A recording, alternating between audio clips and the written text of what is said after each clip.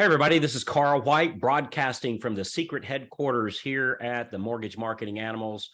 And you're listening to Loan Officer Freedom, #1 podcast in the world today for loan officers. That's pretty darn cool, isn't it, Carmen? And that's not just like a made up thing. Like we're literally the #1 reviewed and to my understanding, the #1 download. And so it's pretty cool, but it's all because they knew that someday I'd be interviewing the Carmen Bryant. So it has all led up to this moment in time. So good to see you, Carmen. Good to see you too. Thank you so much for having me. And it's great to be on the #1 podcast for loan officers. So I feel like I am an esteemed company. Well, you are, because you have tens of thousands of loan officers across the nation sitting at the edge of their seat, even as we speak, to hear what we're bringing them today. So Carmen Bryant is located in Brooklyn, New York. Brooklyn, New York. Are you native to Brooklyn, Carmen? Actually, no. I mean, I've been here my entire adult life, pretty much, but I actually grew up in a small town in Mississippi. Mississippi. So quite.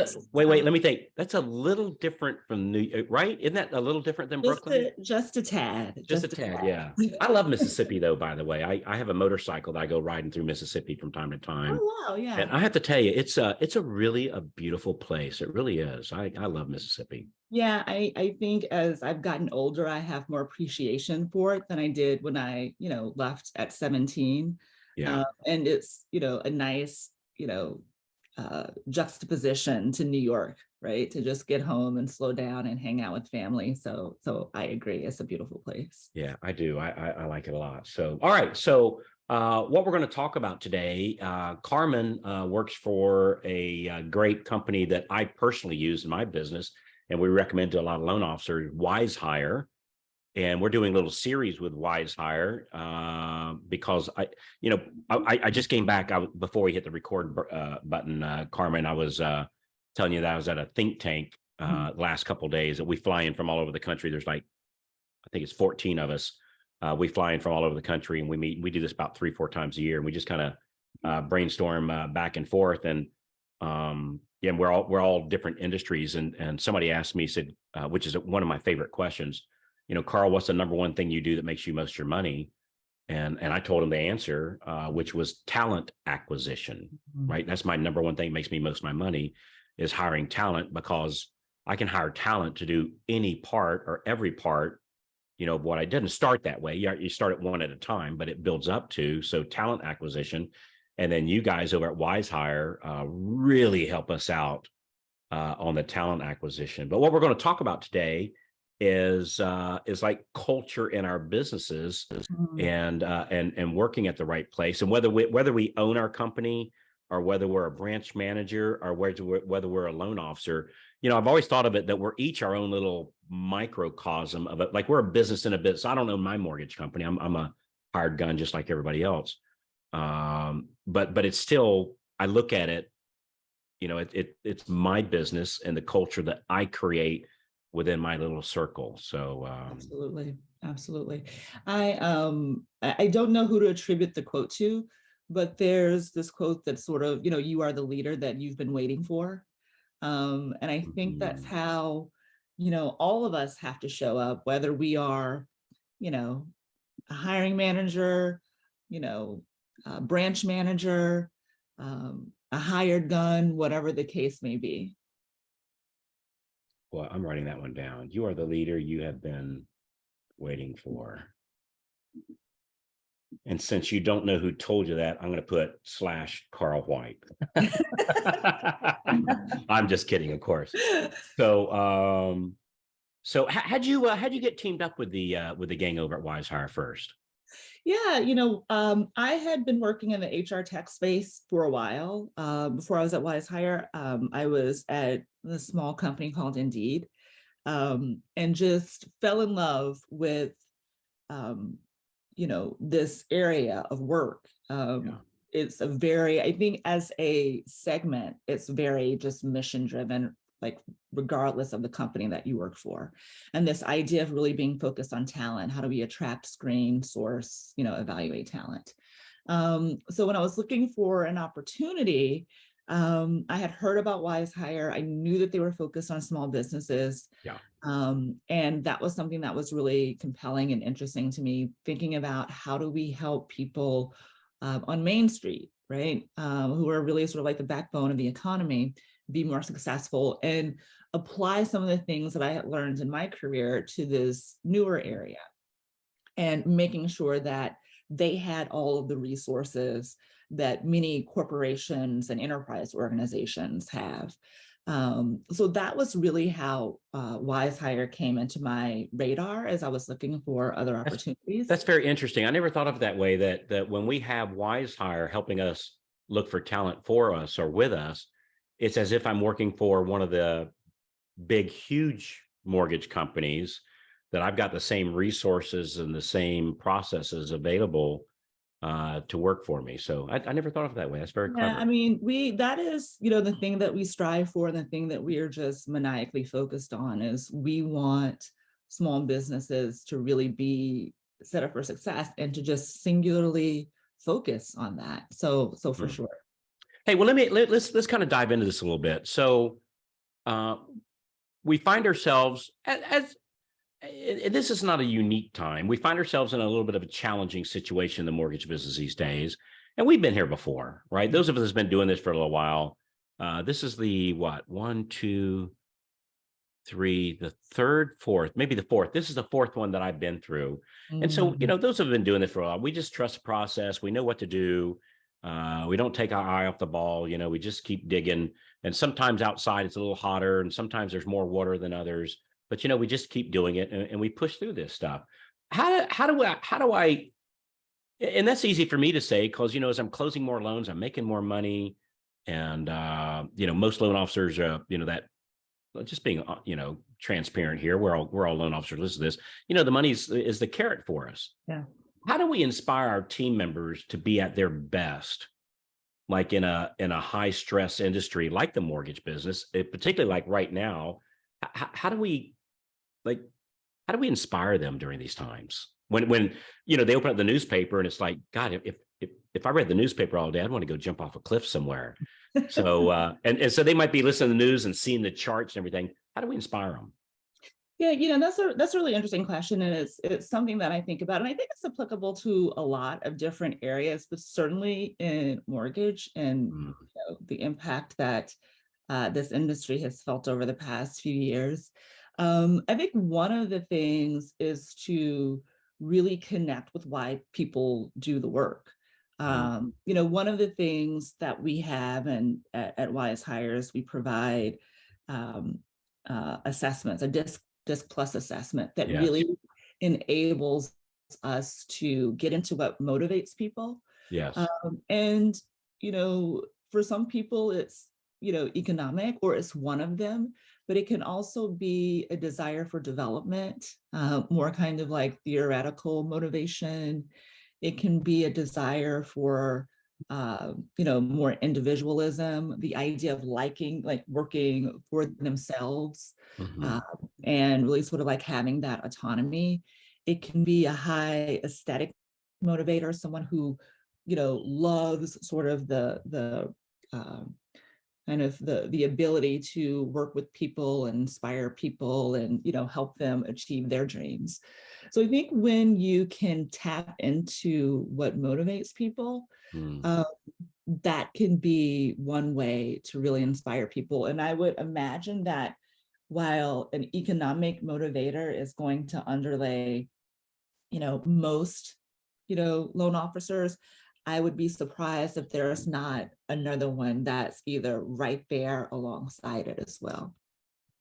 Yeah, have you ever read the book The Five Love Languages by chance? Are you familiar with that? I have, yes, That's yes, that's that's that's one of my that's not that's probably my favorite, and I'm going to yes. say business book, because I that's really helped me out in a lot of places in my life, and it's kind of and to me it goes hand in hand with the disc profile, that Yes, we all have our what they call our love languages, yes. and one of them is words of affirmation, which I think Mhm. it's disproportionately, like they say there's five love languages. It's well, we don't need to go on that topic now, but words of affirmations is a powerful one.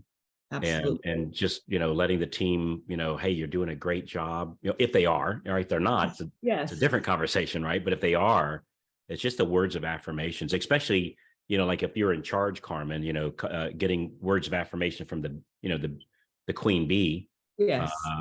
matters, right? It Yeah. matters. And So in a remote environment, it's interesting because during the pandemic, I found that what someone's love language was might shift a little bit. There's actually a mm, business book that's a companion to it, and words of affirmation was like number one for the majority of people, even though when yeah, they had done it previously, maybe it was acts of service. I know is one of them. I forget what the yeah, yeah, other ones are. Because in a remote environment, you're not necessarily always getting that face-to-face interaction. You need people to be more direct and explicit. I don't think it ever goes away, but it is so important when you don't have that opportunity to engage with someone all the time. yeah. Hey, kind of in a different direction. This leads me to think, like, how do we keep how do we how do we foster an open communication with our team? Because how do we make it so? How can I say this? How do we make it so that our team feels? Let's use the word safe, right? Yes. How's our team feel safe? So here you are, or our listeners, they're listening. Many of them are branch managers and or even just the loan. Everybody understands the loan officer is the engine of the machine, right? Without sales, there are no underwriters, there are no processors, there are no closers. There's nothing, right? So the loan officer is the engine of the machine.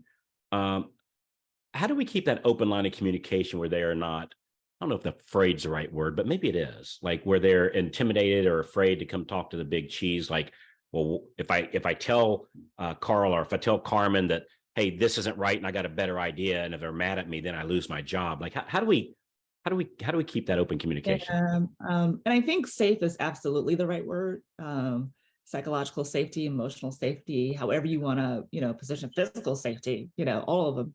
I think that's absolutely the right word. Like folks want to you want people to feel like they can come and show you their soft white underbelly, right? Mm, There's mm, really good reasons why. I mean, I think the thing that I would say even before I answer the question is like, you want that open communication, not just because you're trying to get secrets from people or you're trying to hoard information, is because it leads to better outcomes when people can come and really give you their perspective and their point of view.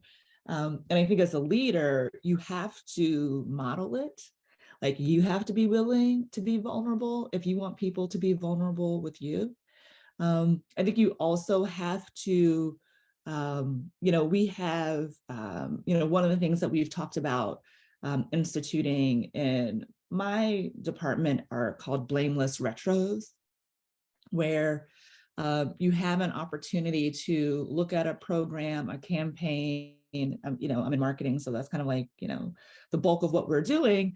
And you can look back and think about what went well, what didn't go well, what would we do better, but do it in a way that is about learning and moving forward as opposed to applying blame or like, directing blame. Bob, that was a terrible idea. Like, yeah, Exactly, yeah, exactly. Like you don't want to do that because you know what? Bob's not going to want to put forward any ideas anymore. yeah, And you want Bob to put forward ideas because the next one could be the one. yeah. So I think you have to model it. You have to be willing to be vulnerable if you want people to be vulnerable with you. And then you also have to be able to take the information, receive the information, and use it in a way without pointing a finger or placing blame. It doesn't mean that people aren't accountable, though. I want to make that clear. Like Mm, holding people accountable is still important and is still a part of the job.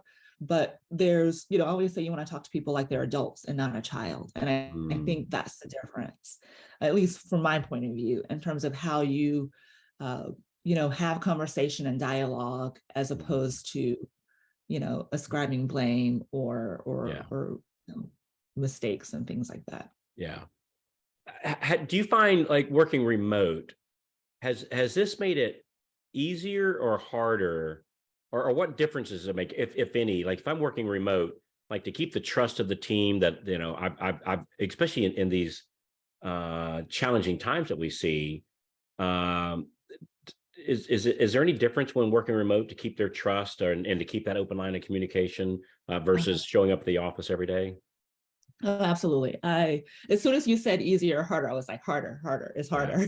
yeah, It's definitely a lot harder. It takes longer for sure.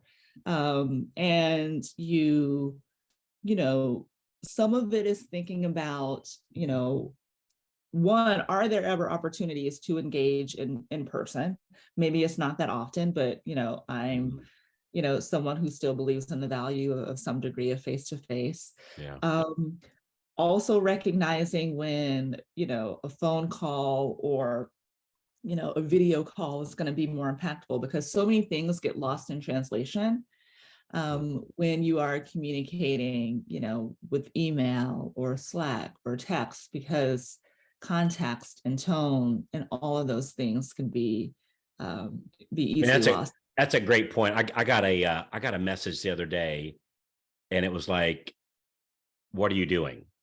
So I didn't know. It's like, "What you doing?" Yeah. Or was it, "What are you doing?" Yes, And so it's yes. like, "Dude, what?" What? Yeah.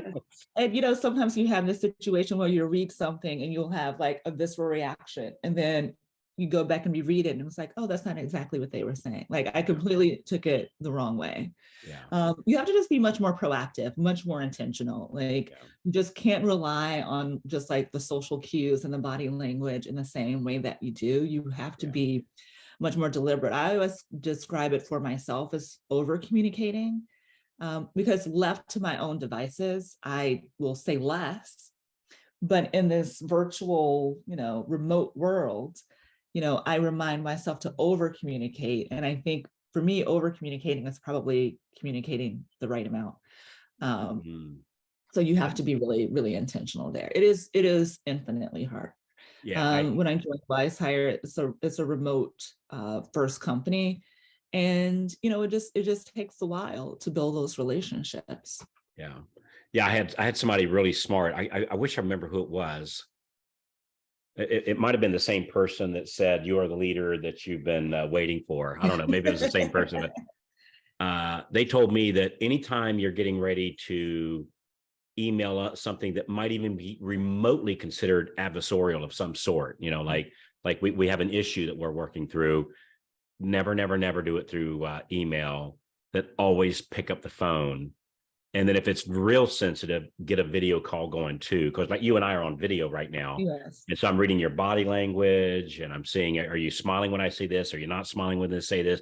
Do I see the little, uh, your brow getting furrowed? Like maybe there's a Yeah. disagreement or misunderstanding.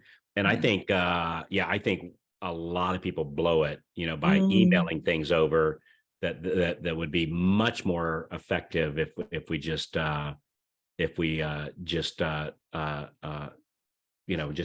just actually spoke. So, yes, hey, 100. just real quick, I wanted to, if you're looking to hire somebody, or even just like in our case, we keep people, we call it keeping people on the bench. That Mm, as we continue to grow, and we're growing in our on the, I do two things. I do training here at the Mortgage Marketing Animals, and I'm a branch manager, one of the largest branches in the nation in production. And if you're looking to build people up, or at least start looking for people to add to your team, if you go to wisehirefreedom.com, that'll start you on a great resource journey where, just for give us a 1 minute overview of how Wise Hire helps us build our team. absolutely. So Wise Hire is, I like to think of Wise Hire as a solution for small businesses where we marry two really like great things. We have an innovative platform, very intuitive, easy to use.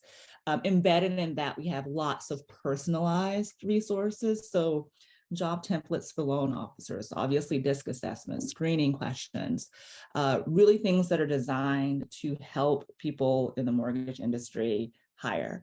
But in addition to that, we also have hiring experts and hiring coaches that you can actually talk to. I was talking a little bit before about really wanting to support small businesses, and a lot of larger companies will have access to these resources where people can really coach them and support them and sort of like service their accounts. Well, we do the same for small businesses. So perhaps you are a hiring expert yourself and you want those resources, and you can jump on and use the templates and kind of get those questions and execute. But if you're someone who's maybe newer or you have some specific questions, you also have access to a resource that can actually give you some coaching and some guidance, and so that you can do it more confidently. So we like to think we sit between having to do it completely yourself, which can be overwhelming and takes a lot of time, and those really expensive solutions where you're maybe working with a staffing agency or something of that sort. So that's really kind of the unique place where we sit. Yeah. One thing I found very painfully so is that great salespeople tend to be horrible HR people, right? Yeah.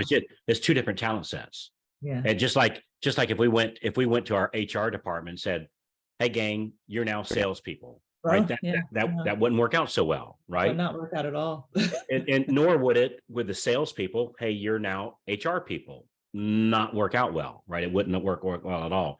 And so that's where we really lean on you guys. We've been using you guys for quite a while, probably a 2, 3, 4 years or so, I think, as when we found you guys, and it's been a night and day difference on the hiring process. So wisehirefreedom.com. And just as an FYI, if you go in there and tell them you're with the you heard about it here on the podcast, or mention the mortgage marketing animals, or I think you mentioned my name too, that they'll give you the exact ads that I use for my processors and loan partners and underwriters and people that work in the office. So hey, how do I, Carmen, how do I evaluate, like, when I'm evaluating myself as a salesperson? It's easy. How many loans do I have in the pipeline?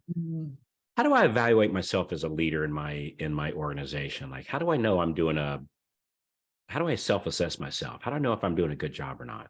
Yeah, it is, that's a challenging, can be a challenging exercise, because I think as you grow or go in your leadership journey, it becomes harder and harder to get that critical feedback. I started my career in research, so I'm a big proponent of like literal evaluation, whether that is qualitatively or a survey. Sometimes if I'm, having a meeting or planning something, just sending out a short survey to sort of get a pulse check on folks. I also think it's great to have, and there's lots of different terms for it, but I sort of call them loving critics, people who want to see you be successful, and are willing to give you the feedback that you need. And I think if you can identify a couple of people in your circle around you, Kind of a board of directors. yeah, exactly. A very similar concept. I think, it can be challenging sometimes to get the direct feedback for people who might look at you as someone who stands between them and their own success. Yeah, and their paycheck. Yeah. I also believe in looking at objective outcomes too. Like, how are you actually able to help your team be successful? Are they able to hit their goals? But I think asking directly, and if you can create a culture that we talked about before, where there is safety, you're going to be more likely to get there. So that's another outcome. So asking directly, having a board of directors or people around you who are willing to tell you the truth is going to be really important. What if I don't like the truth? Like, how do I handle the negative feedback Yeah. that when Bob says, "Carl, let me tell you where you're really screwing this up. You know, like Yeah. how do you handle that? It's so interesting. I call it stories we tell ourselves. I think we tell ourselves a lot of things about ourselves and how successful we are and why we got where we got and how we're going to get from point A to point B. And then someone comes in with some criticism or feedback, and it's not in, Mm, alignment with the mm, story we've told ourselves about who we are. And it's really, really challenging. And I think even when you're getting feedback that's negative or feedback from someone who maybe isn't someone that you have such a positive relationship with, mm, I do think it's important to take a beat and sort of reflect on it. I'd also say this: feedback is a point of view. So you don't have to action every piece of feedback that you get. But I think understanding the perspective from where they're coming from can give you more insight into whether or not there is some kernel of truth that you can take from it. And often there is, often there mm, is. But I think it's okay to give yourself a moment and like reflect. And I would say just don't react or overreact in the moment.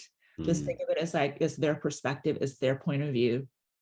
I don't have to action it, but let me think on it and reflect and see where they're coming from and see if there's something I can glean to take for myself. I say that and it sounds so simple and easy, but if anyone has ever been in that situation, the reality of executing it, I get, is much harder than saying it. yeah.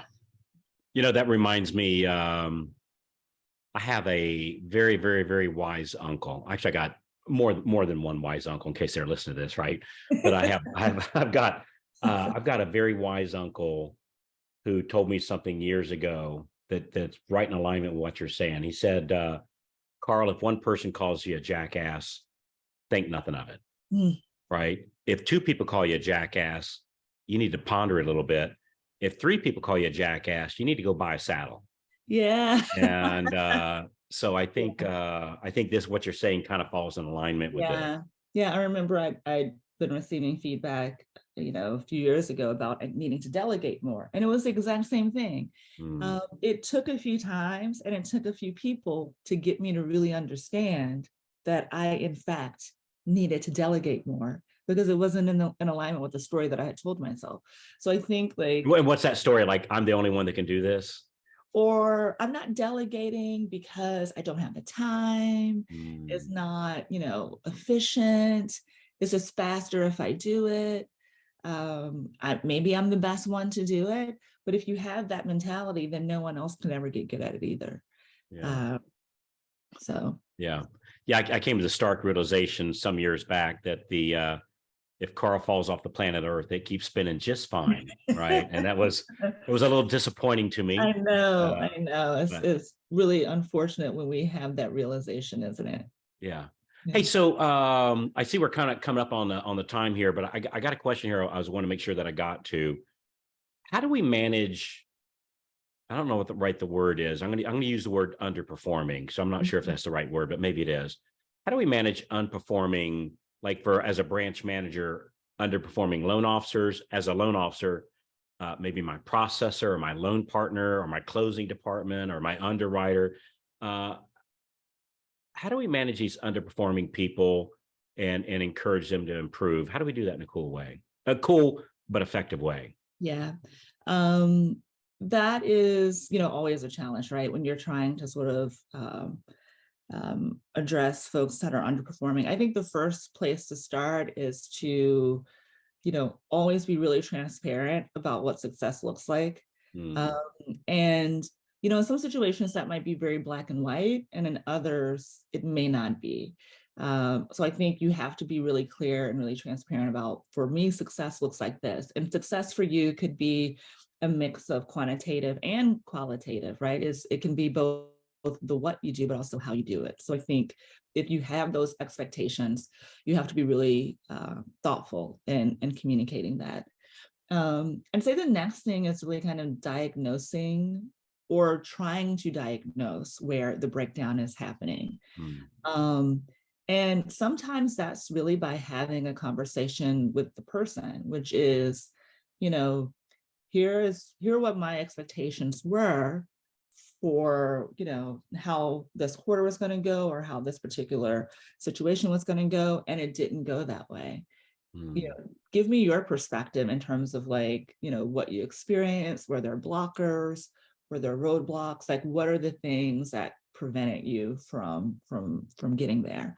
Because I think that conversation and that dialogue, in addition to helping you potentially diagnose what's happening, might also give you some insight into their mindset, mm, and how they're approaching the work.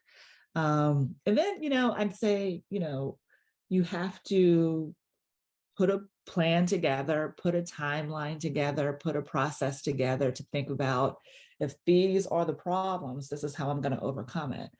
Um, Often when it's something that's more of a mindset situation, it can be a lot more challenging, right? If someone is showing up ready to do the work, then it's probably going to be a little bit easier to get yeah. them to perform at that level that you want to.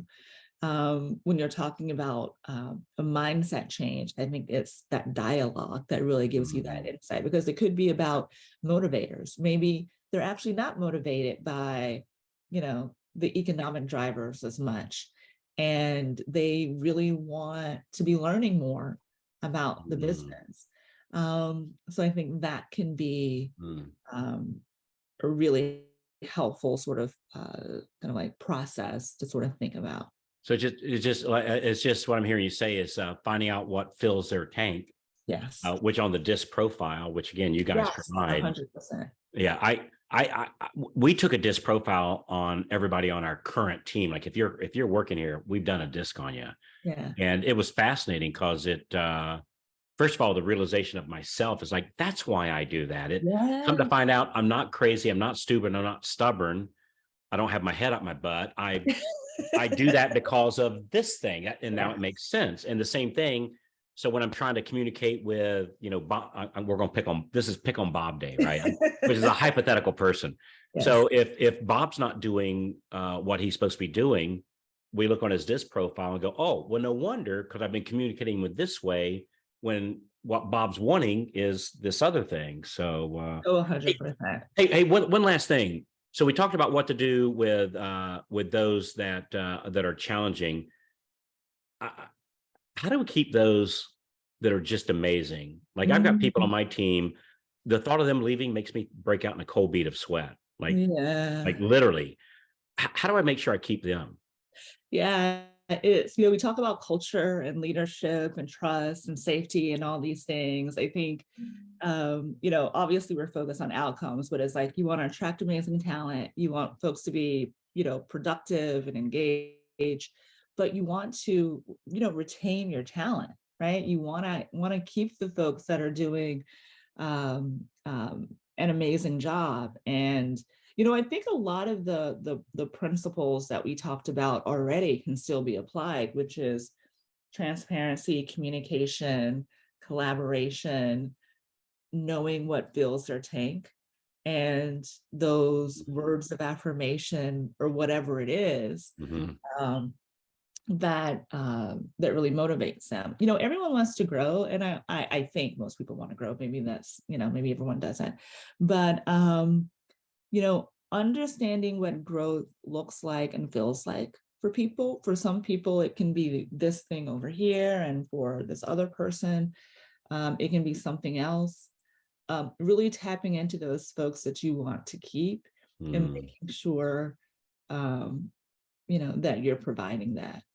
Because, keeping someone for, you know, whether it's 1 year versus 3 years, 3 years versus 7 years, there is a huge, like, opportunity cost there when you don't retain that amazing talent that you have. tell me. Yeah, and sometimes we're so focused on getting, like, we want to fill our pipeline, we Well, want to attract that well, talent. We or gotta. we go, well, I'm paying them. They're getting their paycheck, and Oh so yeah. so I'm done. I have found, shockingly to myself anyway, that and I believe in rewarding people financially well, like Yes. real well. I think I'm very generous. I think most successful people are generous on their payroll, right? but I used to think that was that was the end all. Like, as long as well, if they're not happy, we'll give them a raise. Yeah. And No, that didn't work out so well. Like, come to no. find out that most are not. I mean, they need to make good money, right? I'm not Yeah. saying that, but most aren't focused on that. They're focused on other things other than pay, and that was a surprising realization for me. 100%. A painful Yeah, realization. I think once people's needs are like their core needs are met, it is rarely about money. Yeah, And typically when someone and look, I'm not saying that people don't want more money. I'm sure we'll all take more money. sure, sure. But often, if someone is saying, I'm not being paid fairly or paid enough, I think it's an opportunity to reflect on there's probably something else. They're not feeling valued, they're not feeling recognized. And maybe they do want that financial incentive, but it probably also represents something else. Because to your point, like, a lot of places are paying well. So why stay with you versus going to someone else? I know you're in marketing. That's what you do over at Wise Hire, and and obviously doing a great job, because Wise Hire is really growing. I've seen the growth that you guys are having is it's impressive. But in marketing, one thing that we know is the one thing that motivates more people more than any other one thing is significance. Right? Make me feel Mm, significant, and yeah. that's when I'm at this think tank in Las Vegas, I make sure I have my Rolex watch on, right? Yes. Or if I'm going to this fancy party, I make sure I got these shoes on, or Yes. whatever that thing is, Yeah. like so I think bringing significant, having your team, and not make them feel significant, but let them recognize how significant they are to us. I Yes. can't make Yeah. anybody feel anything, but I can show you how Yeah. much I appreciate you, and you are significant in my business. And just like I just being, truthfully known, Wise Hire is significant in my business, right? So you guys really. So we were, somebody was saying, "Hey, I'm having trouble getting help. I'm having trouble getting help." I was talking with another branch manager or a division manager, and I went, "Dude, we put an ad on Wise Hire, and with you guys' coaching, and this is no exaggeration, we'll get 70, 80 Oh, resumes yes. with disc profiles already done. I mean, these are highly, not all of them, but Yeah. a good portion, very highly qualified, right on the money. So it's amazing, how good of a football team you can put together when you've got 100 people applying for the kicker job, Yeah. and experienced That, kickers. So that is so you great to guys have been hear. really a godsend for us. I mean, it's been a big deal, because that turnover, hiring the wrong person, Mhm. or not having a person is very expensive. We did a study a couple of years ago, and our average loan officer, when they uh, hired an assistant, had an average increase of 5 to 7 loans per month. So let's go on the lower side of that. Let's say 5. So our average loan officer, again, this is nationwide and different scenarios, different people, but they average about $3,000 per loan.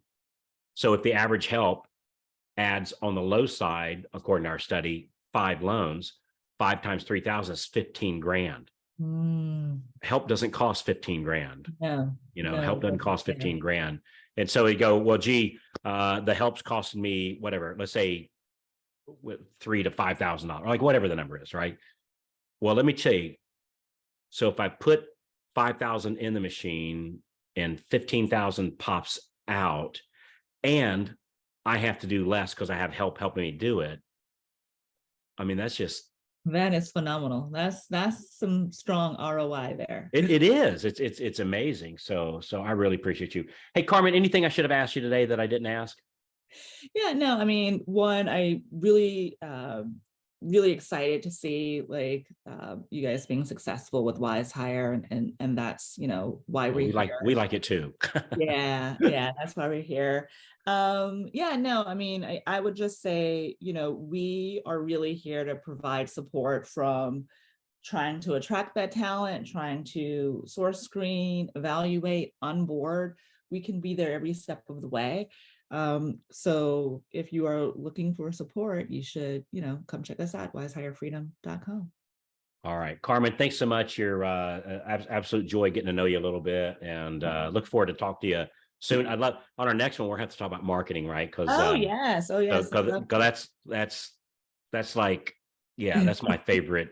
Yeah. Yeah, if somebody ever says, "Well, I want to talk to Carl. What should I talk about?" Marketing. I love marketing. Yeah. I learned long ago. I'm not in the mortgage business. I'm in the marketing business. I just happen to be marketing Mm, mortgages. yeah. Yeah. And that was a game Well, changer. if you are, that makes a lot of sense to me because sales and marketing go right in hand. One is about like how do you pull the people to you, and then like once you get them, like how do you like keep them and get them where you want them. So I love it. So Carmen, you're charming, absolute joy. Thank you so much. Wisehirefreedom.com, wisehirefreedom.com. It's one of my secret weapons. Go check it out. I think you'll be happy that you did. With that, hey, Carmen and I are going to ask you a favor. Forward this to 3 of your favorite loan officers. And understand this isn't just for branch managers. This is like the individual loan officer, which is most of our listeners, the individual loan officer learning to that the team that surrounds you, it is your team, right? It's your team. And if you don't have a team, you need to start looking at that extra 5 to 7 loans really helps things out. So forward this to 3 of your favorite friends. We always appreciate those 5-star reviews or just an honest review. We always appreciate that. And we'll see you on the inside at wisehirefreedom.com. And we'll also see you on the next episode of Loan Officer Freedom. Thanks again, everybody. Bye-bye.